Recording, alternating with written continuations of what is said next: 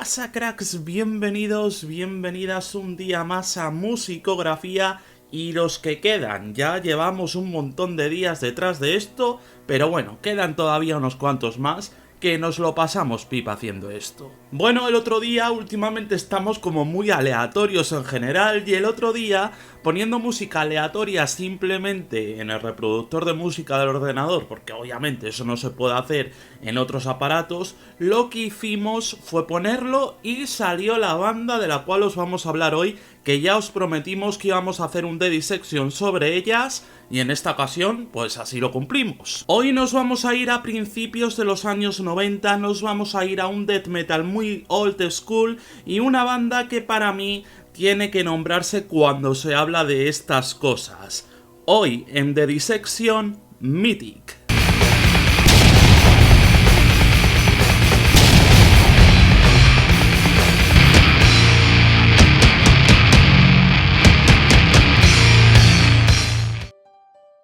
Los años 90 para la música en general fueron una bomba de cosas positivas en casi cualquier género, pero en Estados Unidos esto fue el triple, porque cualquiera atinaría a decir un género que tuvo mucho peso en la cultura de algún género. Si nos centramos en el death metal de principios de los 90 y más concretamente en Pensilvania, los nombres brotarán de nuestra cabeza. Bandas como Necrosion, una tan buena como Deteriorate, con ese Rotting in Hell de 1993, o Insanity podrían ser de las primeras que se nos vengan así a bote pronto. Pero en 1991, concretamente en Pittsburgh, iban a hacer una grandísima banda que sí, duraría poco, pero quedarían en inconsciente colectivo como no puede ser de otra forma, dada la calidad de la banda. En 1991 nació una formación estadounidense femenina conocidas como Mythic. Todo esto comienza con una joven norteamericana que se siente muy atraída por el sonido de la guitarra y poco a poco empieza a practicar y empieza a ejercer un poquito pues unas dotes bastante avanzadas dentro de lo que es este instrumento. Ensayaba constantemente en su casa en Ohio y su sueño de conformar una banda pues se iba haciendo poco a poco realidad. Dana Duffy siempre había tenido esa pretensión de crear una banda, de hacer de esta una formación consistente y que sonase como aquellas bandas a las que ella admiraba, pero si encima era con más chicas a su lado, mejor que mejor. En otro caso, siempre podría caber la posibilidad de agregarse a una banda ya existente. Por supuesto, en aquella época había muy pocas bandas conformadas por mujeres, las había por supuesto, pero eran pocas, por lo tanto Mythic de alguna forma pues ayudó, por decirlo así, en esa praxis de crear incluso más bandas y que otras chicas se animasen a crear su propia banda. De hecho, una de ellas está relacionada con esta historia. Una tarde, Dana se encontraba leyendo un fanzine y ahí fue cuando conoció a la banda Derketa, con sede en Pittsburgh y conformada únicamente por mujeres. Fue entonces cuando Dana quiso aprovechar el momento e ingresar en la banda, pero recibió la negativa porque por aquel entonces la banda estaba prácticamente en receso y aún así se reunió con dos personas de esta banda. Dana contactó directamente con estas dos chicas llamadas Mary Bielik, que era la bajista de Derketa, y aporreando la batería con sus baquetas, con un gran hacer, todo se ha dicho, estaba la grandísima Terry Hagen. Tal y como confirmaba la propia Terry al Slayer Magazine, ambas se marcharon de Derketa rumbo a Mythic porque en esta primera no se veían motivaciones para seguir adelante, mientras que en Mythic todo se planteaba como un ejercicio de constancia, de trabajo en grupo y sobre todo al contrario que en Derketa, donde todo parecía estar manejado más bien por Shannon Baskowski, líder de la banda, aquí se hacían las cosas entre las tres personas. El caso es que la reunión fue también entre ellas, entendieron tan perfectamente y entendieron perfectamente también todo lo que suponía tener una banda, que enseguida la banda se conformó y Mythic nació de aquella reunión, dando cada posición a cada una de las integrantes y manteniéndose así hasta el final, entre muchas comillas, luego veremos por qué. Con todos estos motivos bajo el brazo, la banda estaba conformada rápidamente y lista para empezar a rodar. Desde ese momento que la banda estuvo conformada oficialmente, el trabajo vais a ver que no iba a cesar nunca. Os va a dar auténtico vértigo ver cómo trabajaban estas chicas y todo lo que hicieron en solo un año. Recordemos que Mythic duró muy poquito, pero ese año es que es espectacular todo lo que hace. Mythic ensayaban constantemente, escribían, grababan y fruto de ese incansable trabajo, la banda lanzaría en junio de 1991 su primera demo, 10 minutos que encerraban letras malignas con una brutalidad notable y aunque con sencillez logra ser lo suficientemente consistente como para ser un material bueno de escuchar. Son 10 minutos que no hacen daño a nadie, todo lo contrario, es un disco que, como decimos, se puede escuchar perfectamente y por supuesto también da pinceladas de lo que iba a ser Mythic en un futuro, porque aquí está la raíz, está realmente la semilla que está germinando y que poco a poco va a ir creciendo a una medida de velocidad incansable.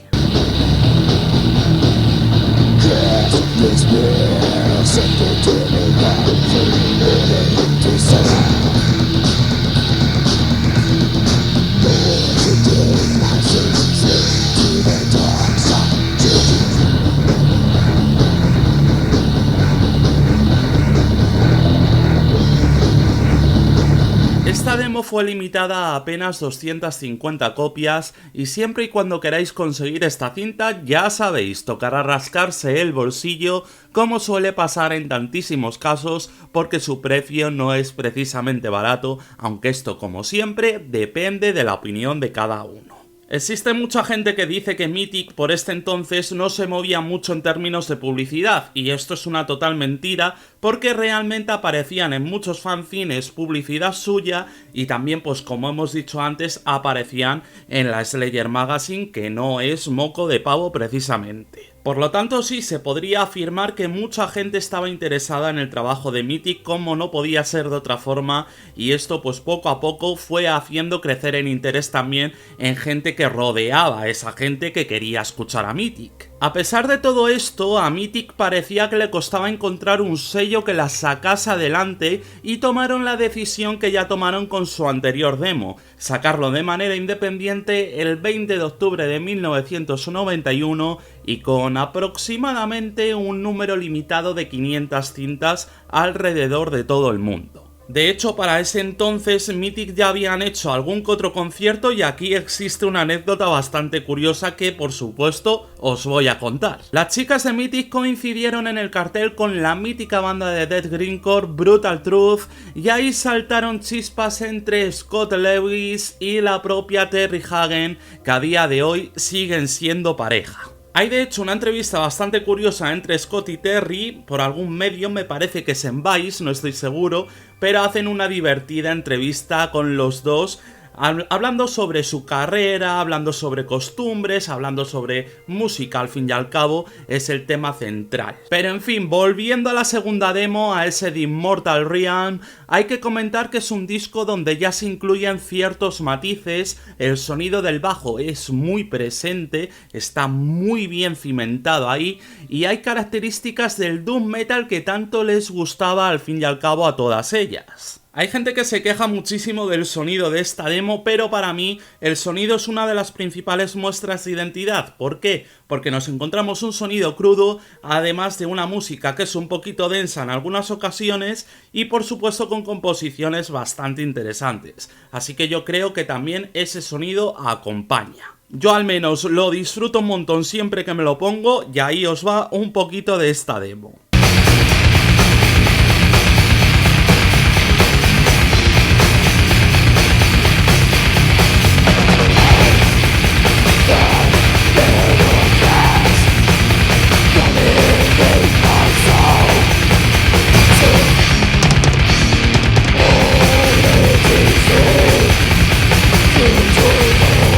Comentaba anteriormente, la publicidad ya existía anteriormente en la banda de Mythic, pero con esta demo también hubo incluso más publicidad todavía.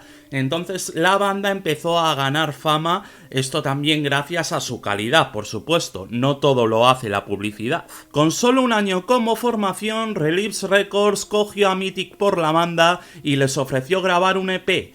Ellas, ansiosas realmente por este hecho, decidieron aceptar y se metieron de lleno a grabar lo que sería conocido como Morning in the Winter Solstice, 3 canciones que llevaría además como portada una obra del pintor alemán Caspar David Friedrich. Un EP bastante cortito, pero que sonaba muchísimo mejor en esta ocasión, sí que sí, y además mezclaba todavía lo que es el death y el doom metal, por lo tanto tenía esa chispa de Mythic impregnada.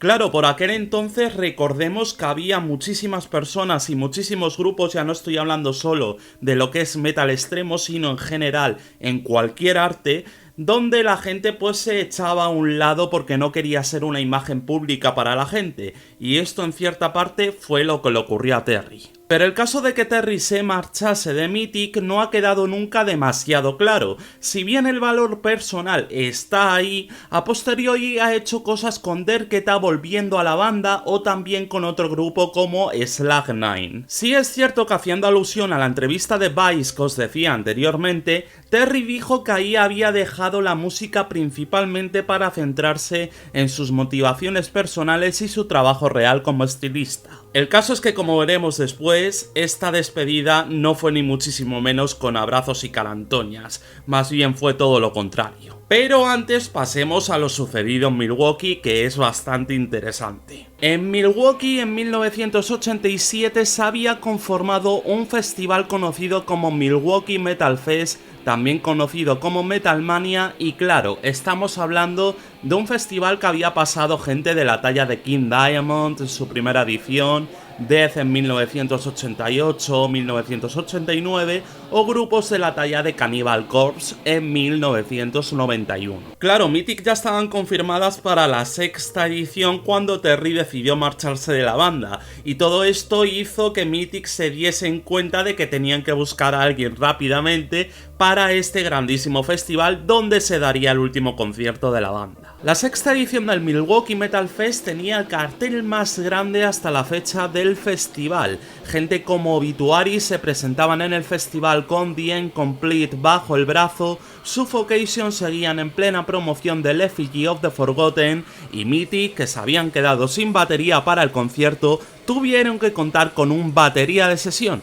Sí, un batería, un chico. Y fue tras esto cuando Mythic se fue al carajo, ahí sí que sí. Todo pareció quedar en que cada una de ellas tomó su camino, incluyendo a Dana, quien formó su propia banda a trote caballo entre el death y el black metal, llamada Demon Cries, y que por ejemplo en 2014 sacó un split con la banda Horna. ¿Y pensabas que esto se acababa aquí? Pues no, comienzan los juicios y comienzan las movidas. Estamos en el año 2003, ya han pasado bastantes años desde todo lo que aconteció a Mythic, pero se entra en una serie de juicios por desacuerdos para que un recopilatorio salga a la luz y que sirva así como antología. Al final, eso sí, pudimos disfrutar de ella. Además de todo lo que comentamos anteriormente y todas esas movidas que os hemos dicho a lo largo de este The Dissection, en esta ocasión también hay que decir que las rencillas entre la banda también pudo suponer algo con Dana, la cual tacharon de racista en muchas ocasiones